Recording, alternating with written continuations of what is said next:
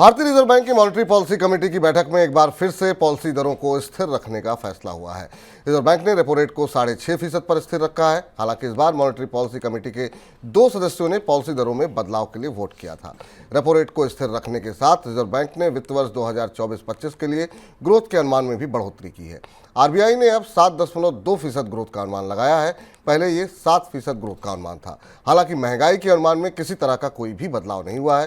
हालांकि महंगाई को लेकर आरबीआई ने यह भी कहा कि जलाशयों में पानी का स्तर घटने की वजह से सब्जियों और फलों के उत्पादन पर असर पड़ सकता है।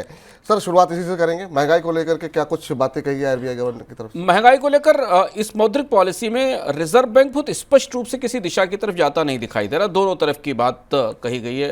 आरबीआई की समीक्षाओं में हमेशा कुछ इस तरीके के शब्दों का या इस तरीके के प्रतीकों का इस्तेमाल किया जाता है, जैसे कि एलिफेंट इन द रूम। तो अभी ये स्पष्ट नहीं है कि वो जो हाथी है महंगाई का वो अभी रूम में है या निकलकर जंगल में चला गया है। और इसलिए एक तरफ आरबीआई ने इस साल के लिए महंगाई के आकलन को अपने पुराने आकलन के आसपास 4.5% के आसपास ही रखा है, लेकिन दो महत्वपूर्ण कैविएट से दो महत्वपूर्ण किंतु परंतु लगाए हैं। पहली चीज़ तो ये कि मौसम के असर के कारण, खाद्य उत्पादों की महंगाई के असर के कारण अभी ये कह पाना मुश्किल है कि महंगाई में कमी होगी, कितनी कमी हो सकती है। हालांकि आरबीआई का कहना है कि अगले सेकेंड क्वार्टर में हमें हेडलाइन इन्फ्लेशन में थोड़ी कमी दिखाई देगी, लेकिन ये बेस इफेक्ट की वजह से होगी।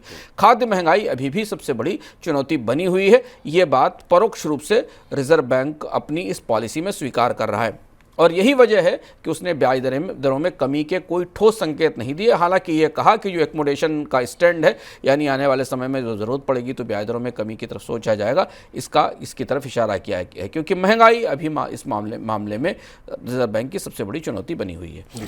सर, ग्रोथ अनुमान में बढ़ोतरी के पीछे क्या ठोस कारण मान रहे हैं?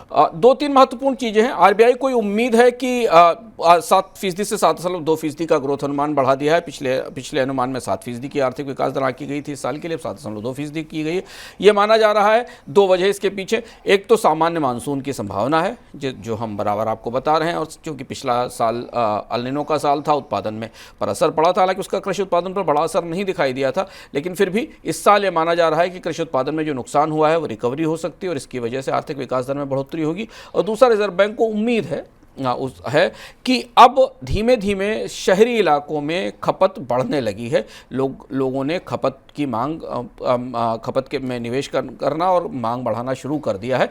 हालांकि कंपनियों के आंकड़े या कंजम्पशन के आंकड़े, जीडीपी के आंकड़े इस बात की पुष्टि नहीं करते हैं, लेकिन ये लग रहा है आरबीआई को कि अगर खरीफ की फसल अच्छी रहती है तो उसके बाद इस साल की आखिरी 2 तिमाहियों में बाजार में डिमांड बेहतर होगी, जिसका असर उत्पादन जीडीपी की विकास दर में जीडीपी की दर में बढ़ोतरी के तौर पर सामने आएगा। जी सर, गैर जमानती कर्ज को लेकर के आरबीआई की तरफ से जो सख्ती की गई थी, क्या उस पर भी कुछ बातें कही गई हैं? ये सबसे महत्वपूर्ण बात थी जो इस पॉलिसी में देखने लायक थी, क्योंकि इस पॉलिसी में बाकी चीज़ें तो अपेक्षित लाइन पे थी। विपुल जी की ब्याज दरों में बढ़ोतरी नहीं होगी, महंगाई के आकलन में आरबीआई कोई बदलाव नहीं करेगा, जीडीपी के आकलन में थोड़ा बहुत संशोधन करेगा। आरबीआई ने जो पिछले 6 महीने में सबसे बड़ा और सबसे रेडिकल कदम उठाया था, वो बैंकों से अनसिक्योर्ड लोन को देने पर रोक लगाई गई थी और सख्ती की गई थी, और बैंकों को एक तरीके से डिस्करेज किया गया था, हतोत्साहित किया गया था कि उन्हें अनसिक्योर्ड लोन नहीं देने चाहिए, और उसके लिए उनके प्रोविजनिंग नॉर्म्स और कैपिटल एडिक्वेसी नॉर्म्स भी बढ़ाए गए थे। इस पर आरबीआई की टिप्पणी महत्वपूर्ण है। आरबीआई का कहना यह है कि नवंबर में हमने कुछ रेड फ्लैग्स देखे थे और उसके बाद इस मामले में कदम उठाए गए थे। इस पूरी घटनाक्रम का उसके बाद पूरे बैंकिंग सेक्टर की करीब से नज़र रखी जा रही है और ज़रूरत पड़ी तो और भी कदम उठाए जाएंगे। यानी आरबीआई कहीं ना कहीं कहने की कोशिश कर रहा है कि अभी फिलहाल परिस्थितियां उतनी नहीं सुधरी हैं अनसिक्योर्ड लोन के मामले में जितनी उम्मीद की जा रही थी। और यह भी कहा गया है कि बैंकों के बोर्ड को और मैनेजमेंट को ये साफ साफ कह दिया गया है कि अनसिक्योर्ड लोन को लेकर उन्हें अपने जोखिम का पर्याप्त और पुख्ता इंतज़ाम करना होगा। यानी इसका मतलब यह है कि उन्हें, अगर वो अनसिक्योर्ड लोन्स की तरफ जाते हैं तो उन्हें अपने पास नुकसान की स्थिति में अपने में पूंजी की पर्याप्तता बनाकर रखनी होगी। जी सर, आज की पॉलिसी में और क्या कुछ बड़ी बातें निकल करके आई हैं, आप कैसे बताएंगे कि हमारे तमाम दर्शक इसी कार्यक्रम के माध्यम से पूरी पॉलिसी समझ सकें? इस पॉलिसी में वैसे तो मौद्रिक स्थिति में तो हमने बात कर ली, पर कुछ महत्वपूर्ण चीज़ें उपभोक्ताओं की दृष्टि से जिन्हें जानना जरूरी है। दो चीज़ें हैं जो आम उपभोक्ताओं के लिए राहत की की हैं कि एक तो सरकार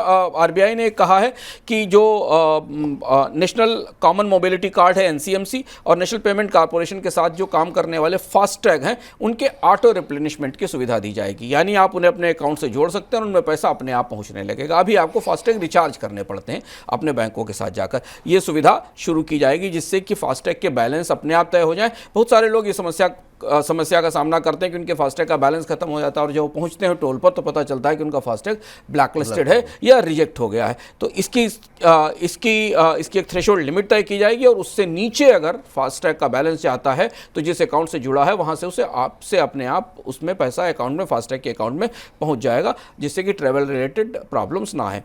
दूसरी चीज़ यह है कि यूपीआई लाइट जिसका इस्तेमाल शुरू हुआ है, हालांकि बहुत ज़्यादा नहीं है, पर यूपीआई के लाइट के वॉलेट में भी अपने आप पैसा आ जाए, ऑटो रिप्लेनिशमेंट की व्यवस्था हो जाए, इसके लिए भी एक ई मैंडेट का फ्रेमवर्क बनाया जाएगा। यानी अगर आप यूपीआई लाइट का इस्तेमाल कर रहे हैं किसी पेमेंट एग्रीगेटर्स के साथ, चाहे वो बैंक हो या कोई पेमेंट एग्रीगेटर हो, और आप उस ई मैंडेट को भरकर इस बात की मंजूरी दे देते हैं तो एक निर्धारित लिमिट के बाद अगर आपके वॉलेट में पैसा कम होता है तो आपके अकाउंट से पैसा अपने आप उसमें पहुंच जाएगा। ये दो महत्वपूर्ण बदलाव हैं जिनका असर हमारे रोज़मर्रा की ज़िंदगी में और पेमेंट्स पर पड़ेगा। इसके साथ एक और महत्वपूर्ण चीज़ यह है कि डिजिटल पेमेंट के इंटेलिजेंस का एक बड़ा प्लेटफॉर्म आरबीआई लाने जा रहा है। इसको लेकर तमाम शिकायतें हैं डिजिटल पेमेंट्स को लेकर और तमाम गफलत और सूचनाएं लीक होने की समस्या है, और इसलिए सेफ्टी और सिक्योरिटी के लिए रिजर्व बैंक और कंज्यूमर्स के कॉन्फिडेंस को बढ़ाने के लिए आरबीआई ने कहा है कि वो डिजिटल पेमेंट इंटेलिजेंस का एक प्लेटफॉर्म बनाएगा जिसमें डिजिटल पेमेंट्स के बारे में जो भी सूचनाएं हैं उन्हें रियल टाइम स्तर पर सबके साथ साझा किया जाएगा। जी सर, बैंकों का क्रेडिट डिपॉजिट ग्रोथ में जो रेशियो है उसमें हमने देखा काफ़ी कमी देखने को मिली, घटा है, तो उसको लेकर के आरबीआई की पॉलिसी में क्या कुछ इशारा मिला है क्या? बैंकों की क्रेडिट डिपॉजिट रेशियो में का रेशियो चिंता की विषय है आरबीआई के लिए। उस पॉलिसी में इसका इशारा भी किया। जो ताज़ा आंकड़े आ रहे हैं उसमें क्रेडिट डिपॉजिट रेशियो में करीब 50 बेसिस पॉइंट की गिरावट आई। यानी बैंकों के डिपॉजिट्स की ग्रोथ रेट तेज़ी से घट रही है। हम आपको बता रहे हैं लोग बैंकों में पैसा नहीं रख रहे हैं, शेयर बाजार और म्यूचुअल फंड्स में बचते जा रही हैं, जबकि बैंकों के क्रेडिट की ग्रोथ रेट तेज़ी से बढ़ रही है और इस वजह से बैंकों को पूंजी जुटाने में समस्या हो रही है। कई सारे बैंकों ने इसलिए महंगे दरों पर बॉन्ड भी जारी किए हैं जिनसे बैंकों ने पैसा जुटाया है। रिजर्व बैंक ने अपनी पॉलिसी में इस बात की तरफ इशारा किया है, इसका जिक्र भी किया है, और रिजर्व बैंक ने माना है कि बैंकों के क्रेडिट डिपॉजिट रेशियो पर उसकी करीब से नज़र है और कहीं भी अगर ज़रूरत पड़ती है तो लिक्विडिटी को मेंटेन करने की कोशिश की जाएगी। ये एक और फैक्टर है, ये एक और कारक है जिस वजह से भी ब्याज दरों में कमी नहीं हो पा रही है, क्योंकि बाजार में सिस्टम में लिक्विडिटी की समस्या बनी हुई है। आपको याद होगा हाल में सरकार ने भी इसमें दखल देने की कोशिश की थी, अपने बॉन्ड्स वापस खरीदने शुरू किए थे, लेकिन उसका बहुत ज़्यादा फ़ायदा नहीं मिला है और इसलिए रिजर्व बैंक ने कहा है कि वो बार बार बाजार में दखल करके तरलता या लिक्विडिटी बराबर बनाए रखेगा।